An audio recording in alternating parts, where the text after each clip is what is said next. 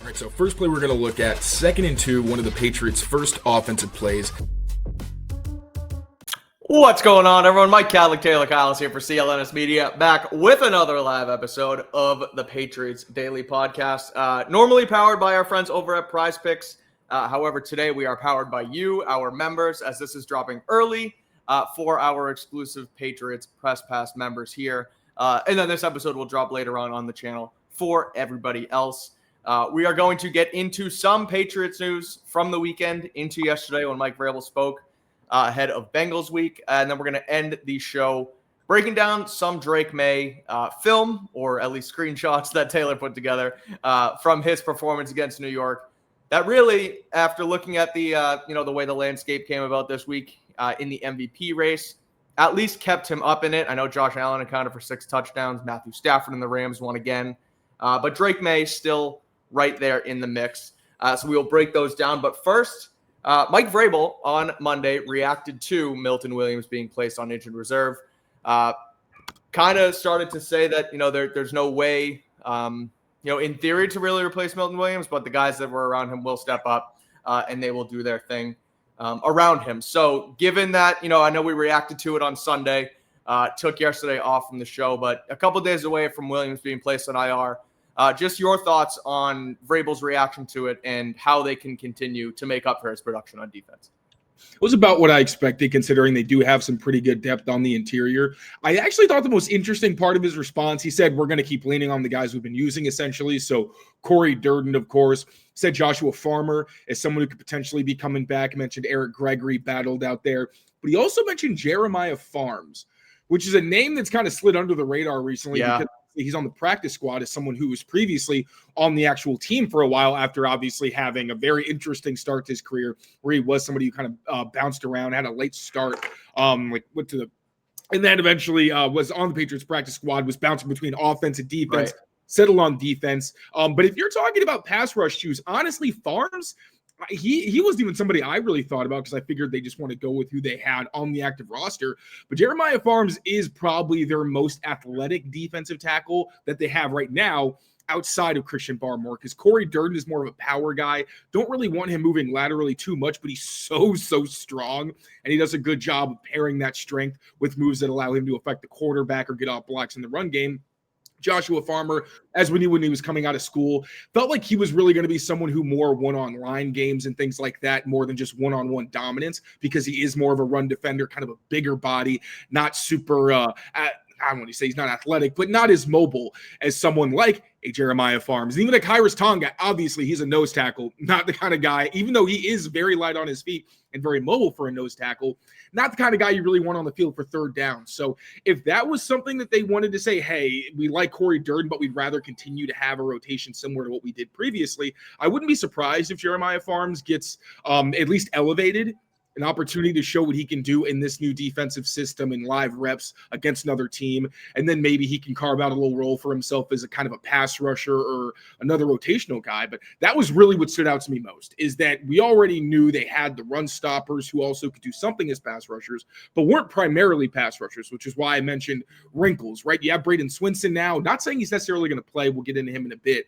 but whether it means using more 3-down fronts where you have Chase On and Harold Landry, whoever you want on the edge, a Ponder, and then Christian Barmore just on the nose, and then like linebacker. So you start using twists, things that we used to see from the Patriots back in Belichick's days when they were more of a linebacker dominant team where those guys were pass rushers, they were coverage guys and did a little bit of everything. So just watch out for Farms a little bit. Someone I'm kind of embarrassed I didn't really think about him initially. But if Mike Vrabel, I don't think has said his name since the summer, or if at all. So, for sure, watch out for him, and even more depth that they have on the interior, which is pretty impressive considering what a disaster this position was last season. Obviously, Barmore's unfortunate health situation played a factor, but it's like when he was down, they didn't really have anybody, and now they at least have more bodies where, no, they're not a stable full of elite pass rushers, but these are still some quality players.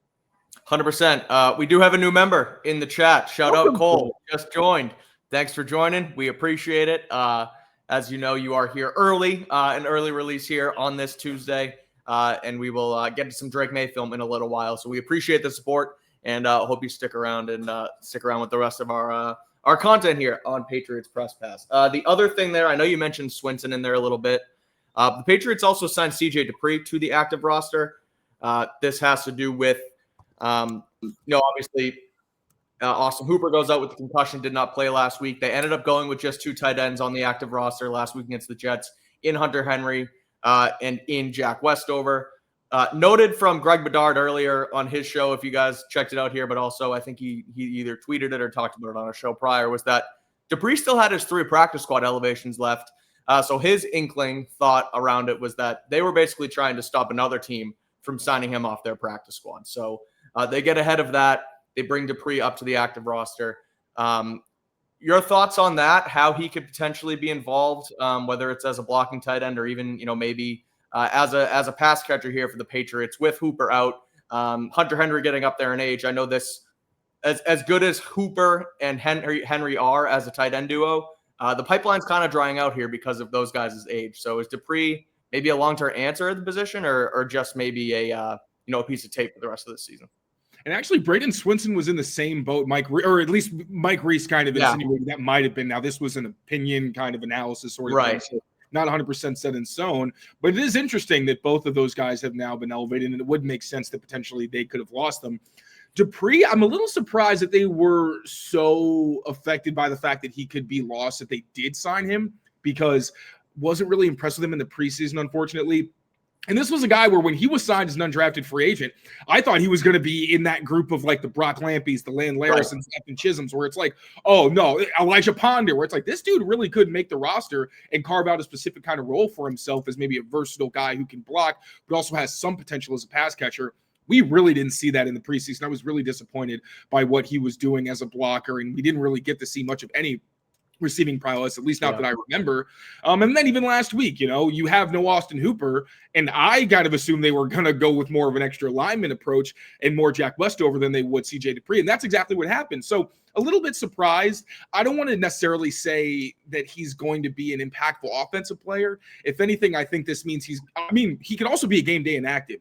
There's no more John Saunders. Ramondre Stevenson and Kayshon Boutte, as we'll discuss in a second, could be returning. So you have a lot more spots that need to be filled on that game day inactives list. So that could be CJ Dupree, could even be Braden Swinson. We really have no idea. But if either one of those guys continues, they're both going to have to be core special teamers. That's going to be at the absolute front of their list of responsibilities.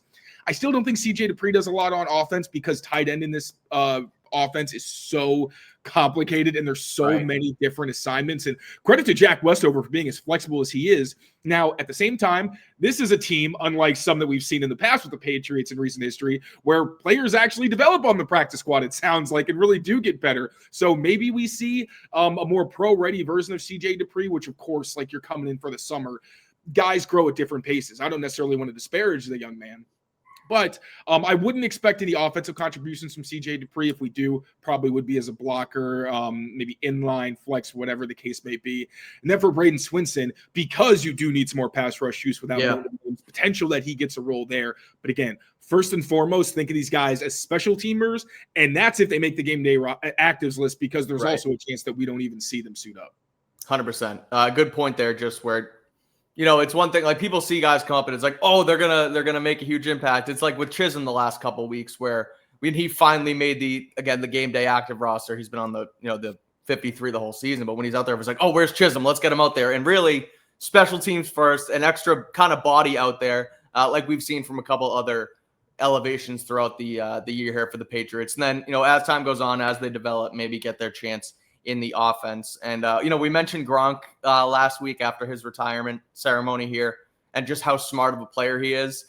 My mind went back to that, given what you said about the tight end in this offense, just how difficult it can be. So, it will be a steep learning curve for Dupree, but, we'll see if he can make the most of it and get some reps in this offense this week. Last thing before we get to the Drake Maye film breakdown here is Kayshon Boutte and Ramondre Stevenson potentially being back this week. Vrabel talked a little bit about that on Monday. Boutte, as we know, dealing with the hamstring, and Ramondre Stevenson with the foot or the toe injury, rather. Is it a foot or is it a toe? Toe. Why do I toe? Yeah. It is. So I'm assuming that's a little. We haven't heard much about it. I'm assuming it's some sort of turf toe injury with him, given the the longevity of the injury so far. But sounds like those guys could be on the cusp here. Now, the offense has worked and worked rather well without them the last couple weeks. We know the deep ball has been great. We'll talk about that in a little bit here. Obviously, Drake Maye made a great pass with Matt Collins, but we'll break that down in a second. But just how important can getting those guys back be with this offense and how they potentially attack the Bengals this weekend? I know Travion has been much better. He's definitely on the uptick, but just having somebody else in the backfield there with him could be huge and also help them with pass protection because we know just how good Ramondre can be in that element of the game. Yeah, you're hoping this week is kind of the opposite of what the Bengals are going through because they've gotten screwed. Now, obviously, Jamar Chase suspended for spitting in Jalen Ramsey's face. Yuck. Stop spitting at people. I don't get it. Let me cut you off. I don't understand it. And everyone's saying that it's a light suspension. But no, stop spitting on people. It is the most disrespectful thing you can do to another person. It's disgusting. That should never be your reaction. Mike Tomlin said it today basically about Ramsey was like, I don't care how he reacted. You react however you want to when somebody spits at you. Like, stop doing it. Stop doing it. It's gross. And I don't understand it. And the fact that even after the game, Chase was like, nah, I didn't spit at him. And that's his reaction. It's like, at least admit it. Like, at least admit that, and you saw Jalen Carter. Yeah. I had a bad moment, right? My bad. I shouldn't have done it. It's my fault. I'll take whatever comes to me, whatever, and eat the suspension. Instead, he's denying it. It's like we saw Jalen Carter do it earlier in the year. You know what happens if you do spit on someone. Just don't do it. It's disgusting. But anyway, Bengals dealing with that now this week. And he's a captain who is face-to-face with another star player. So clearly there's going to be cameras all around you. Even if it wasn't just a ridiculous and insane thing to do to another person, just think. That's a crazy thing. And then to lie about it, like you said, just is absolutely insane. Yeah, I thought that was gross. I'm surprised. Jalen Ramsey, of all people, bro, I thought he was going to go full Andre Johnson, Cortland Sutton. Literally take the helmet off, really street fight this man. And I think he said after the game, that was a tame reaction for me. I probably should have done more. And honestly, I wish he kind of beat his ass because that was crazy. Jamar Chase, be better. That was wild. But yeah, so you've got the Bengals are in the opposite position, hopefully from the Patriots, where you lose Jamar Chase because of the spitting. Trey Hendrickson is going to be out, and Cam Taylor-Britt is probably going to have to get Linz Frank surgery, and he's going to be out for the whole season. So they're taking some big hits, and that's on a defense that, according to Aaron Schatz, has the worst DVOA ever. On their defense, they are extremely vulnerable, and we'll talk about that later in the week, where exactly those pressure points are. But with that bad of a defense, get Ramondre Stevenson and Kayshon Boutte back, man, it's time to pad those stats. Now, the run game still hasn't really found any consistency, even with Travion Henderson, who over the past 4 weeks has been producing a top 10 back by multiple metrics. Go on my Twitter if you want. I tweeted that Travion Henderson has done a 180 because by missed tackles forced, yards after contact, rushing average, all of those things, he's been fantastic in the last, not actual calendar month, but in the last month of NFL football. So credit to him. The run blocking does need to be better, but this is a horrific Bengals run defense. One of their best games of the season was last week, and they still allowed 100 yards on designed runs. So there's going to be opportunities if the run blocking can continue to evolve a little bit. Last week, it felt like a lot of that was because it was a short week, a lot more miscommunications and missed assignments than I feel like this unit's used to. So maybe you take a step in the right direction. And you got a few weeks, by the way, where you can beat up on some real bad run defenses. So Ramondre Stevenson, if he can come back, maybe he gets going because his stats this season aren't great. But also if you look at his and Travion Henderson's, they're about the same. In terms of how they both very much were struggling, were some of the least efficient backs in the NFL. So hopefully he can catch some fire. And then Kayshon Boutte, Drake Maye went from being almost perfect on deep passes before Kayshon got hurt. He didn't even have a broken up pass. He didn't have a turnover worthy play. Drake was incredible on deep throws, as we know, now that we've kind of gotten away from it a little bit. I just want to reiterate, the dude was on a historic pace. He had an almost perfect passer rating on the hardest throws to make in football. But then you lose Kayshon Boutte. You have him, I believe he now has 3 pass breakups. Last week he had a turnover-worthy play. Matt Collins and Stephon Diggs dropped passes last week on deep balls. Kyle Williams, the chemistry hasn't really been there. So getting Kayshon Boutte back not only helps you a ton in the deep passing game, but also in terms of situational football in these 2-minute situations or end-of-game situations where Kayshon is fantastic of knowing, if he needs to get in bounds, what exactly the situation is and how he needs to respond and maximize it, getting the ball to the official as quickly as possible, which doesn't seem as like a wow thing now that they actually play good situational football. I know it. Like last year was like, whoa, somebody actually knows you're supposed to get someone thinking out there. Yeah, that's crazy. But no, Ramondre again. Hopefully he gets back on track, and Kayshon Boutte is a significant boost to your pass game. And I feel like people maybe underestimated the Kayshon Boutte effect. And people love to say like, oh, the Patriots don't have the best receiving core. It's like, well, Kayshon Boutte left, and they went from being a lethal deep passing game to being almost non-existent in that area now. So Kayshon Boutte is clearly a very valuable part of this offense, as is Ramondre Stevenson, even though both of Ramondre Stevenson has just been slandered all hell this year. But those guys coming back would be a huge boost and a good opportunity. Maybe Drake Maye gets his first 300-yard game. Maybe you're able to just churn out a bunch of yards on the ground. Who knows? All I know is you got a great opportunity, and if your guys come back, it's going to be even better. 100%. All right, let's break down Drake Maye's game against the Jets a little bit. I know this is an ad-free show, but Taylor, while you get set up, I will just quickly mention, not for the whole ad read, but because you guys are our loyal members, that if you are interested in some daily fantasy here, head over to our friends at Prize Picks, and you can use that code CLNS. Get $50 in lineups after you play that first $5 lineup. Fun to play. You can put Drake Maye in a bunch of lineups if you want. You can stack them together. Only daily fantasy app to do so. So again, just if you're interested, head over to Prize Picks. You can use that code CLNS on the app. They are the presenting sponsor of this show and the entire CLNS Media Network. All right, Drake Maye.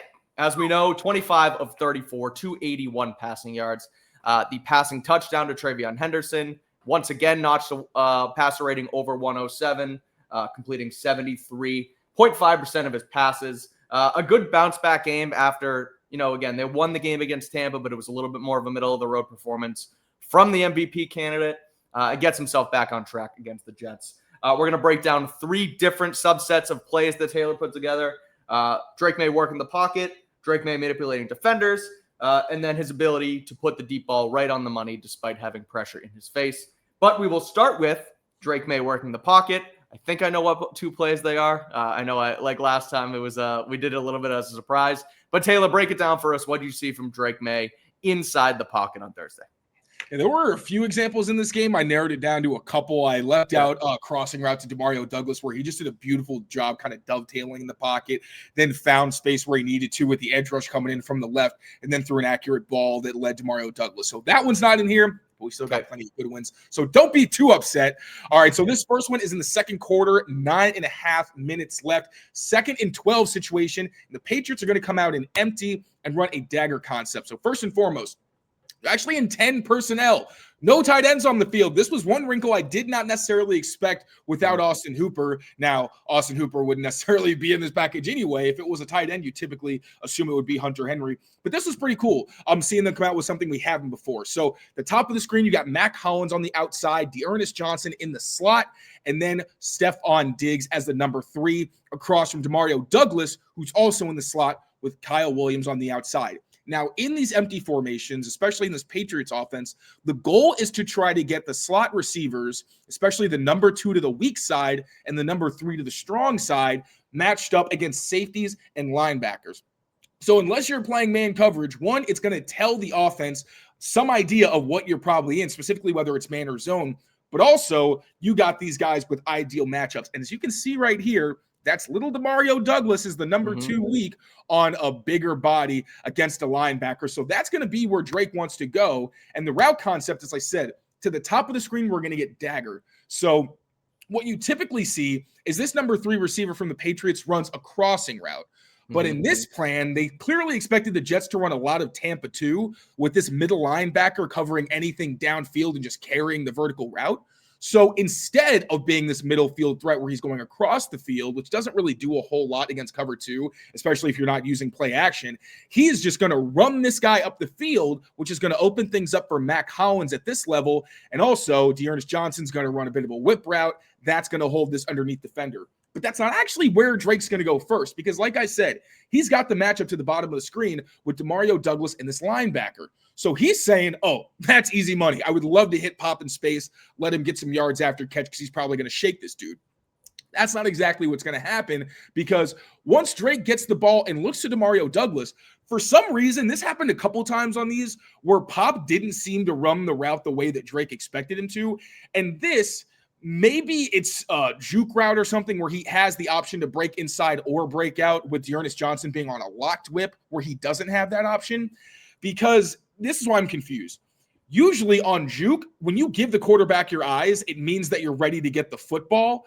And it's either like you're breaking across the field, you sit, or you break outside. Either way, you do not give the quarterback your eyes until you're ready to get the football. You can't see it because it's not moving, but for some reason, DeMario kind of breaks towards the linebacker, breaks out, looks at Drake, but then breaks in again as if he's running some type of juke where he's trying to shake the linebacker and exploit space. So what that does is Drake looks to him, and then you see him kind of hesitate, and it muddies up the read a little bit. And because of that, it gives time for the left edge rusher to start to dent the pocket. Now, Will Campbell does a great job here. He does get pushed back initially, causes some pressure on Drake Maye, but you've seen this I'm sure you've seen this on Twitter at this point. Will Campbell recovers and buries the edge rusher. So a great recovery from him, but it does force Drake to kind of back up a little bit to try to evade the pressure. So we do see him take a step back, but as that happens, you're also going to see a looper come around because now Will Campbell's on the ground. There's nobody on the left edge, and Jared Wilson's kind of pinned inside. So I believe this is Harrison Phillips looping around. You also have Heat off the right edge. These guys have Drake Maye dead to rights, but Drake Maye also has a pocket to slide into. That's exactly what he's going to do. 2 hands on the football, slides up. You kind of see him holding it out in front of him because the guys were converging, wanted to make sure it wasn't in their area to swat down. I can be a little bit more careful. Anytime you have the ball away from your body, even with 2 hands, it makes me nervous. But when it works out, hey, man, that's good instincts. Fantastic. Make sure you don't do it in the wrong moments. Here, Drake is going to slide into space, which gets this underneath defender here to trigger downfield to take him. And as I mentioned, that middle linebacker is all the way down here with the safety covering Stephon Diggs, which leaves Mac Hollins wide open over the middle. Drake Maye fires it. Kenny's wide open. It's not like this is exactly difficult, but great pocket presence from Drake Maye sliding up. The threat of his mobility helps create even more space for Mac Hollins versus that defender maybe looking back to try to see if there's anybody in this area. And then Mac Hollins is able to take it about the 35 and get down to just outside of the red zone. Really nice play there from Drake Maye, showing the pocket presence to avoid the rush, especially after his first read wasn't there. So he doesn't panic, buys time for himself, exploits a really nice pocket that the offensive line provided him, found his open receiver on his second read. Really good stuff there. And obviously Maye gets the credit, like you said, stepping up in the pocket, keeping the ball away, whatever. But as you also mentioned there, the play design against that defense, and then also Mac Hollins' understanding of, there is no player in this void right here. So I'm going to kind of settle down, wait for Drake to find me. That Tampa 2 defender linebacker is all the way, like you said, back there. So he waits for the ball, sees that defender come up. All 3 things, the play call, Drake Maye, Mac Hollins all work together for an easy first down here. So good stuff for the Patriots. Yes, sir. Now we're going to get another example of Drake Maye showing his pocket presence. This time, it's going to be on play action from under center. So this is the third quarter, 10 minutes to go, 2nd and 8 situation. You're not quite on schedule, but the Patriots are willing to take some of these play action shots, even if they're a little bit not in the situation they want to be, because, you want to get 4 yards on first down, not 2. Now, personnel-wise, we've got 3 receivers and an under center spread look. So what the spread means, I typically would call it the tight end being off the line of scrimmage. As you see here, Hunter Henry is more a wing with Mac Hollins, the Z receiver, outside of him. I think he's more of an F Mac Hollins because Stephon Diggs, a lot of the time in the Patriots offense, the slot, which is usually the F receiver in other offenses, is the Z, which if that sounds confusing, think about Edelman, right? Where in 2 receiver sets, sometimes he's in the slot or he could be outside. And in 3 receiver sets, he bumps in. He's not actually the slot a lot of those times, which would be what Danny Amendola was. He's actually the Z. So that's kind of just for the super nerds out there. For anybody who doesn't care about that crap, you got Kyle Williams and Mac Hollins on the outside, Stephon Diggs in the slot, Hunter Henry off the ball but close to the formation. This play is going to be designed to go to Stephon Diggs, and anytime you see Stephon Diggs in the slot, you should be alert that the ball is probably going his way. Then, of course, you have Travion Henderson in the backfield helping to execute this fake. Now, the Patriots are going to simulate a duo run, and they'd actually run it from this exact personnel grouping and look earlier in the game where Travion Henderson takes what's called a jab step, where you fake like you're going one direction, and then you actually flow the opposite way, this time again, where they're simulating a downhill gap or duo run. Now, this is a play, speaking of Julian Edelman, this is one of the Patriots' bread and butter plays from the Julian Edelman era specifically, where down to the bottom, Matt Collins is going to want to run a whip route against single high zone coverage from the Jets. That's going to hold this cornerback at the bottom of the screen. So instead of getting depth where he can make a play on this sprawl, he's actually going to stay shallow because he's occupied by Matt Collins. Then Stephon Diggs going to exploit the middle off the play action behind the second level. And then just in case he's not open, you're going to have Kyle Williams coming in behind him as a second option over the middle of the field. But it's going to work out. Stephon Diggs gets open. The problem is, as soon as Drake Maye gets to the top of his drop, he's got edge pressure from both sides. And you can see he hit that top. Like he literally is turning around and seeing this. So he's going to have to make this play work. That's exactly what he does. Once again, hands on the ball, steps up, slides into space. Now both the edge rushers are behind him. The tackles done a nice job forcing their guys to run the arc, which basically just means run all the way around the quarterback. But if you're going to get a sack, I want you to have to run a circle first and then retrace. At that point, the offensive lineman did his job. So now Drake Maye is sliding into space. I think this is Quincy Williams with the linebacker bit on the fake and is in no position to defend this throw. And you've got Stephon Diggs wide open. And once again, this corner to the bottom of the screen, instead of getting depth, he's occupied by the whip route. So really good design. It's one of my favorite plays that they have in their playbook. Now Drake Maye uncorks this one to a wide open Stephon Diggs. Another beautiful pocket, man. I don't know if I emphasized it enough during the game, but he had some gorgeous pockets to work with. So really good job by the interior there and Jared Wilson. But a really good game, clean sheet from him. Then once again, hit Stephon Diggs.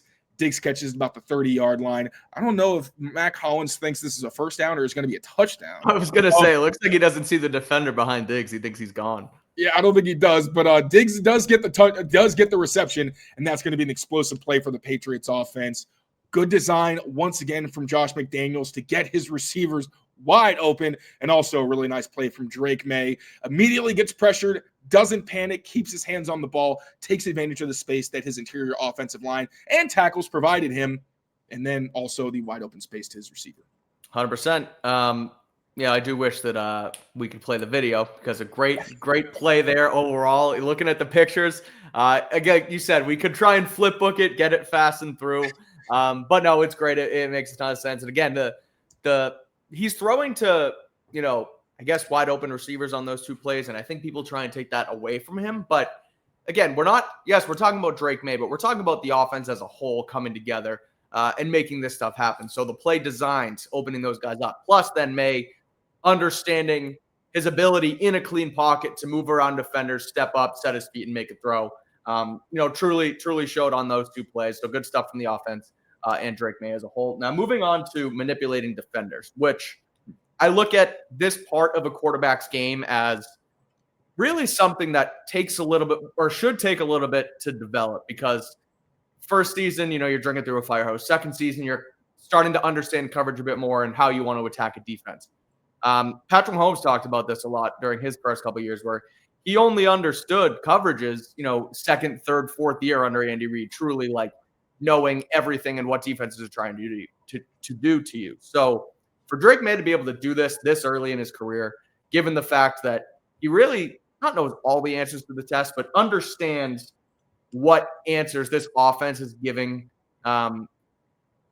him against opposing defenses, and then to be able to move defenders with his eyes and, with his pump fakes, whatever, which we'll get to, is truly one of the more impressive things I've seen from him. Because again, I talked about it after the game, and then I talked about it on our Friday pod. His ability and confidence to stand back there, get the playoffs, not running them up too close against the play clock, having Josh in his ear, but just running the offense beautifully on schedule, has been my favorite part of Drake Maye's second year so far. And he really showed this here with, manipulating some defenders against the Jets on Thursday. And Drake's got to do it at the end of the day, but also he mentioned that this is something that Josh McDaniels challenges him to do, is manipulate defenders. And it's still incredible that he does it so effortlessly and so consistently for a young player. But I also think that's due to the coaching, where they're telling him, like they always talk about the purpose of the play. So if you know that you are trying to create a high-low stretch, you're basically looking at a certain defender and saying, okay, either is this guy dropping really quickly where nothing that I do really matters, or do I need to make sure that I'm holding him to create a window downfield And that's exactly what we're going to see him do. Sometimes with pump fakes, sometimes literally just with his eyes, not giving away his intentions, which I cannot emphasize enough, because that first year of Mac Jones, the number of times he threw dangerous passes into like cover 2 trap where they're baiting him doing it, and he still doesn't register that. And that's a very smart quarterback in Mac Jones. And the fact that Drake really never falls for those kinds of tricks. Like, he's much more willing to just eat it, or he'll just completely move you out of the way to get done what he wants to get done. But first play we're going to look at is the touchdown to Travion Henderson. Another gorgeous design from Josh McDaniels, getting his guys wide open, but also Drake Maye doing his part to create it and make it happen. So we got the third quarter, about halfway through. Patriots are up by a touchdown, 2nd and 6. They need 7 yards to get into the end zone. Now, the Patriots coming out in 11 personnel. Now, they're coming out in a shot. This is actually a very unique formation. There's a lot going on here. Yeah. So it's a split back look where you're going to have to the left Travion Henderson, but Stephon Diggs is going to be to the right. That leaves Hunter Henry as the only tight end to this side of the field, and then a twins look to the top with Kyle Williams outside and Demario Douglas in the slot. The coolest thing about this is they're essentially going to waste half of the Jets' coverage, because the entire play essentially is flowing either left or to the middle of the field, and it's just a beautiful concept to exploit zone coverage. And it also looks like there was an element of a potential man beater because of what you're going to see from Demario Douglas, and I'll explain that in a second. Once again, a lot going on here, so I will break it down slowly, but when you get in the red zone, things get very tight. So what we're really looking at here is the scissors concept, and that's the most important thing. Scissors is a concept that's used to exploit quarters defense by having Kyle Williams at the top running a post route that's going to clear out the middle safety, and then creating a matchup where you're going to have the outside corner covering this corner route. I'm sorry, cornerback corner. That's confusing me even. But the point is, sometimes it creates a miscommunication where one of those two quarters defenders will end up covering both of the routes. A lot of the times that ends up creating space. But you also need some type of high-low to put that quarter's cornerback, this time 21, Brandon Stephens, in conflict, right? So where that's going to come from is Stephon Diggs, who we know there has been multiple touchdowns, at least like 2 that I can think of off the top of my head, where the fact that he was even in the area opened up somebody else behind him. Now here, you're going to slip him. He's going to go actually through Will Campbell and Jared Wilson and leak out into the flat, and we're going to see how that affects the communication and the eyes of all of these zone defenders to the top of the screen. And then just, for clarity's sake, we're also going to have Demario Douglas running a crossing route, then Hunter Henry, quick help on the edge as a blocker, and he's going to leak out. I think Demario is looking to pick somebody here because of the way that, like, you see he's clearly looking inside, and it doesn't look like he ran a real route here, so might have been trying to spring Stephon Diggs if it was man coverage. But in this case, we're getting zone, specifically a type of what's called oh my gosh, I'm completely blanking on the name here. Basically, it's a variation of quarters, palms. I'm sorry, it's called palm. Yeah, okay. Where it's a hybrid between cover 4 and cover 2. So Brandon Stephens is basically supposed to take anything deep, but if there's nothing behind him, he stays shallow and acts like it's essentially cover 2. Helps if it's teams that really just want to exploit with pure quarters beaters. You can actually get some stuff underneath if they're not disciplined. Oh my gosh, nope, that's wrong. Okay, so now as the play runs, Stephon Diggs slides out of the backfield. Drake Maye first looks to him. I don't know if he actually wants to throw to Stephon Diggs first. During the game, I tweeted that this is a pump fake and he was purposely trying to create space. And I still think that's what happens because it looks pretty obvious that the Jets are in zone. Like, they are not giving you a man presentation. So you've got all 3 of these defenders here. Look at them. Looking at Stephon Diggs. Like magnets. Exactly. And then Kyle Williams is right here about to clear out the post safety. So not post safety, I'm sorry, the quarter safety there. Yep. So that's going to create space. Travion Henderson is getting contacted, but he's about to slip right behind the coverage. So now you have Drake Maye right here, either pumping or deciding not to throw. For me, it looked like a pump, but whatever he does, this motion of throwing to Stephon Diggs gets everybody here to not just keep their eyes on Stephon Diggs, but to actually bite up. And you can see how flat-footed Brandon Stephens is. That's a bad place to be when Travion Henderson is about to sneak right behind the coverage. So Drake Maye, another great job where he's going to slide into the space provided by his offensive line. Really clean, beautiful lane here on the left side. Slides and steps up into it. Brandon Stephens is late on this. Travion Henderson's open. Now, also want to give Drake Maye credit, because if this is one where he's lazy and he throws this right to the corner, maybe Stevens gets a hand on this, right? Maybe somehow he's able to recover and make a play. That's not what Drake Maye does. Does a really nice job instead leading him more towards the P, so he's upfield. Travion Henderson catches it in the back of the end zone. Nice job by him high pointing it, knowing where he's on the field. You know, he has some space, but still, after the Jalen Polk mishap against the, the Seahawks last year, never taken these for granted ever again in my life. So Travion Henderson makes the catch. Brandon Stevenson's trailing. Touchdown Patriots off a beautiful design and nice manipulation from Drake Maye, keeping the defender's attention on Stephon Diggs before being able to exploit the space created and hitting Travion Henderson. Yeah, my one addition was going to be the fact that he didn't throw to the corner and that he kind of led him up the seam because of that defender on the outside, but you nailed it. So a great play. And I'm curious to see, because I don't remember the other instance of him manipulating coverage. So want to see what you got here for the next one. Yes, sir. So next up, we have a sail concept. Now, this is actually going to be the Patriots building on the crossing route that we saw earlier off of play action. So fourth quarter, 9 minutes to go. 1st and 10. It's one of their base downs. The Patriots are already up 10, but they're going to keep their foot on the gas pedal. 11 personnel, 3 receivers. Kyle Williams as the X receiver to the outside. Stephon Diggs once again as the Z in the slot. This time, though, little wrinkle. Instead of Mac Hollins on the outside and Hunter Henry off the line of scrimmage, you're going to have Hunter Henry split out, but still on the line of scrimmage, and then Demario Douglas off and in Mac Hollins' place. And that is because, and Travion Henderson in the backfield. The reason they're doing that is because they're actually going to run a jet fake with Demario Douglas trying to grab the defense's attention. You're also going to have Hunter Henry chipping, releasing out in the flat. A downhill fake from Travion Henderson. This isn't, I don't know if this is actually technically doable, but either way, it's a downhill fake where he's going to leak out as well. But we really want to pay attention to is Kyle Williams clearing out the space on the outside and Stephon Diggs looking and starting the route like he's going to run that crossing route, right? You get inside, it's on the release, go up the hashes, and usually you'd break inside, but once or twice a game, Josh McDaniels will mix in these sail routes because once defenses are playing rob or whatever they got to do to try to take away the middle, he's going to trick you and actually end up throwing it outside. But the Jets actually aren't in terrible position here because they're in a disguised coverage where you are going to get this safety dropping down in what's actually a cover 2. So Brandon Stevens right here is going to drop into a deep half. This guy who's right in the slot is actually going to drop and be in the deep half as a zone defender. So, I'm sorry. I meant to take that one out. Sorry, I didn't like how I drew it, so I drew it again. Yes, this one's a little bit clearer. You have these 2 deep defenders, and then you have the safety. I believe that's Tony Adams, who's going to fly downhill. Now, this is still a tough assignment because he's going to have to cover this whole area of the field with a lot of eye candy. So we're going to see post-snap. The jet fake already has him flying downhill. So you've got the rotation. This safety's going deep. He's going down, and Stephon Diggs is about to sneak behind the coverage. Now, you also have a blitz from this defender, which makes it harder for them to defend because you have no real underneath defender. Usually there'd be 3 guys here, right? So the safety would be able to cover more right here. And then you have this corner maybe in the flat. That's not what happens. So safety is in a really tough position here.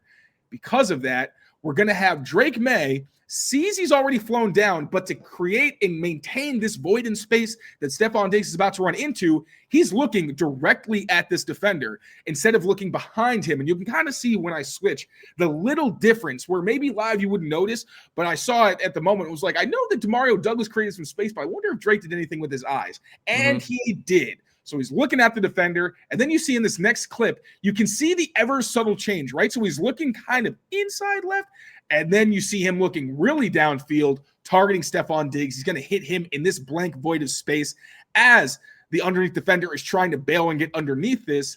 Stephon Diggs is going to catch it here, and you see, right, the margin for error here, because if Drake had stared Stephon Diggs down and then thrown the ball, there's a chance, like remember Marcus Jones in the Saints game where he was in an underneath zone, read the quarterback's eyes and made a beeline so he could actually make a play on the ball. Who knows? Maybe that happens here with the corner, but it doesn't because of Drake Maye's eyes. Completes his pass to Stephon Diggs for another big play for the Patriots offense. Good stuff from Mr. Drake Maye. Continuing that MVP caliber season here. Again, manipulating a couple of defenders there. That I know that, you know, we talked about it there a little bit, but the one to Travion I thought was just perfect, where multiple, I guess, showing off multiple skills at once, where he moves the guy, then he throws him down the seam instead of the corner, whatever. Like, he's just, again, he's in complete control. He seems like he knows the answers and also knows how to not cheat for the answers, because that, that makes it sound cheap, but like he knows also how to kind of give himself the answers, even if they're not 100% there. So again, awesome stuff there from Drake Maye as well. Last one we're going to hit, one play, throwing the deep ball under pressure. Again, I think I know the play. I won't give it away, but show us what you got from Drake Maye in the deep, throwing the deep ball here against the New York Jets. I'll give it away. It was his best play of the day. It was the post to Mac Collins. This was in 3rd and 15. The Patriots have absolutely no fear. It is crazy how often they'll be in one of these crazy long yardage situations. They're like, all right, 7-step drop and let Drake Maye cook. And that's exactly what he did here. It didn't pay off, unfortunately, because Mac Collins did drop it. But this was one of Drake's better throws of the entire season, I think. So, oh, no, stop doing that, please. All right, so opening 11 personnel, we're going to get a trip slick from shotgun. So Kyle Williams is the isolated receiver to the top of the screen. Travion Henderson is in the backfield. And then you have a pretty standard look with Mac Collins outside, Stephon Diggs once again in the slot, and Hunter Henry as the tight end. Not really attached to the line of scrimmage. He's really more in the slot. So the route concept is going to be a double post at the bottom of the screen. This is a great quarters beater, which is exactly what the Jets are into this side of the field. Then you're also going to get Hunter Henry. I'm not sure if this is a designed out, but it might be an option. A lot of the times in these situations, you'll see him sometimes chip and then run into a void kind of underneath and just settle into space so that even if they don't get to the sticks, you at least put yourself in a position to potentially convert on 4th down. Hunter's great at that. And then to the top of the screen, you're going to get a go route, but it's not really relevant. What we want is this double post pattern because Stephon Diggs, who we know draws a lot of attention, because he's going to run this inside post route, he's going to draw the attention of the safeties and essentially leave Brandon Stephens one-on-one. So Drake Maye takes the snap, and like I said, both of these safeties, he's got his hips pointed away from Mac Collins. He's coming downhill to try to hunt up on this route because Kyle Williams is going vertical. So this safety on the other side is really just trying to take any in-breaker that's coming his way. So you've got 2 defenders that are occupying Stephon Diggs. Mac Collins is eating up grass against Brandon Stephens. And then by the time Drake Maye is set to make his throw, Mac Collins is right on Stephens' toes. And what do we say, Mike? I'm going to go with if he's even, he's leaving Taylor. That's exactly what we say. And he's not quite even by the time Drake lets us go. He's even out there. And then Drake with a pass rusher coming around. So this was one where a looper came around. Garrett Bradbury was just a tick late to find it and tried to get the block. He couldn't quite get there. So the pass rusher ends up actually knocking Drake Maye down. Honestly, the hit wasn't as bad as I remembered it live looking at it, especially Drake Maye's a big guy. He's taken much worse shots than this, but still, you have a free rusher coming at you, lets this thing go. And at this point, once the ball is actually out of his hands, you already see that Mac Collins actually does have a step on Brandon Stephens versus being kind of gaining ground or being even. He's at the leaving part of this route. Drake Maye puts it right on the money for what should have set up a red zone possession. Literally, you got Brandon Stephens trying to make a play on this. It's right out in front. Unfortunately, Mac Collins couldn't bring it in time. Stephens made a great play to punch it out. You see that little dot? That's the ball right there. Not in Mac Collins' hands, unfortunately. But again, fantastic throw from Drake Maye with a rusher in his face. The dude's poise is just ridiculous. He really is unflappable, and I don't mean to keep disparaging Mac Jones, but after years of watching a quarterback who really was not interested in getting hit and watching how his confidence deteriorated, it's just so impressive to see Drake Maye, who's taken plenty of shots in his first year and a half or so in the NFL.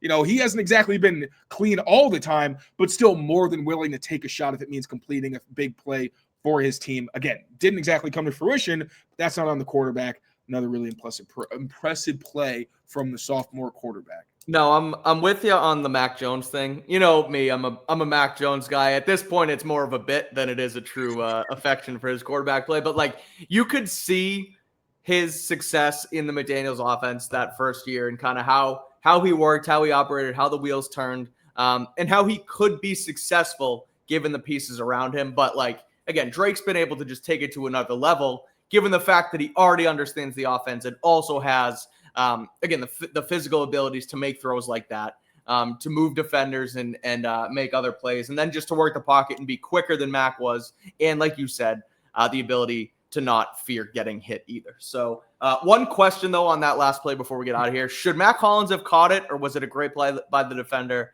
or a little bit of both? What's your take on that? Both.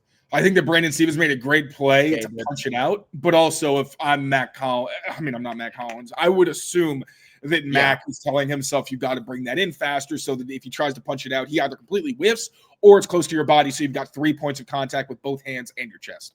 I'm with you. I'm curious to see if he ends up getting asked about it or what his thought is on it. But again, they're moving on to Cincinnati just like us. And again, with this game coming up this week, with Kayshon Boutte potentially being a part of the game plan again, barring his return from a hamstring injury, perhaps that is a catch in the hands of number 9 instead of a drop pass from number 13. But regardless, good stuff from Drake Maye against the Jets on Thursday. Again, notching a plus 100 passer rating, 280 yards. Could have had his first 300-yard game if Matt Collins could have hauled in that pass. But how many almost 300-yard games has he had that had literally nothing to do with him? There's the it's Saints crazy. game. Too many. The Saints game, he should have thrown for like 450. But regardless, hopefully we see it this week against Cincinnati, banged up secondary. Patriots getting some guys back with a real chance for number 10 to get to 300 yards passing in an NFL game. So I believe that's going to do it here for us on Patriots Press Pass today, Patriots Daily Podcast. Again, this is dropping now for members. We'll be live later on this afternoon for everybody else. So thank you to our members for signing up, for tuning in. And thank you for everyone else for watching. We will be back tomorrow with some more Patriots content as they move on to Bengals week. Pat's taking on Cincinnati on Sunday at 1 p.m. So keep it here on Patriots Press Pass for all of your Patriots coverage. Greg Bedard Patriots Podcast, Pat's Chat Podcast, Pat's Beat, Mike Giardi, All 32, Pat's Interference. Man, we have so many podcasts now. It's crazy. I'm trying to think of it all, make sure I don't miss anyone. We do have, who did I miss? Pat and Matt at night as well. So the gang is all here as the Patriots sit at 9-2 through 11 games of the 2025 season. So again, Taylor, great work. Thanks for putting it all together. To everybody watching, thank you guys. And we will see you next time. Take care of yourselves. Take care of each other. And I put the first part last, the last part first there. So take care of yourselves. Take care of each other. And we will see you next time. Peace out, everyone. Welcome, Cole.